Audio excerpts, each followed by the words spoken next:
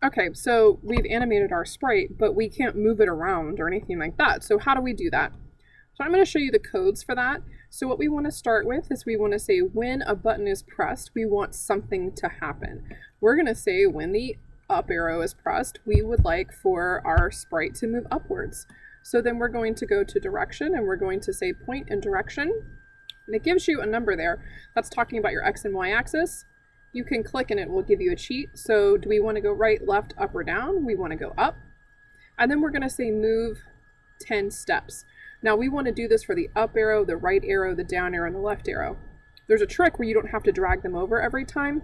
If I right click and say duplicate, it copies that set of scripts. And then all I have to do is just change that now I want to go down. And I'm going to point in the down direction and move 10 steps. Duplicate. I want to go right arrow, and I want to go in the right direction for 10 steps.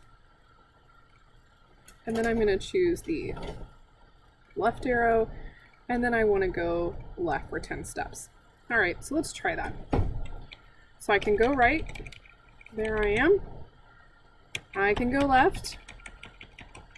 I can go up. I can go down. Now you're probably noticing a problem is that when I go left, it swings me upside down. So Scratch likes to rotate things. So what it's doing is it's rotating so it can move left. You probably don't want your sprite to go upside down as it moves. So I'm going to show you how to change that.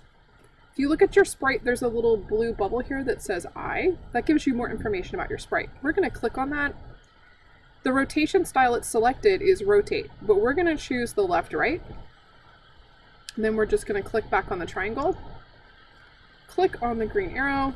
I'm going to move right. I'm going to move left. I'm going to move up. And I'm going to move down. And see, now it's moving exactly the way you want it to move. If you haven't saved at this point, Scratch does save periodically, but probably not enough. So go to File, Save Now. So now it's saved, and that's everything you have to do to move your sprite around. Now, this is just the beginning of what we could do. We could add more sprites, we could have the sprites interact, you could actually code it into a game if you wanted to. And there's lots of ways to do that.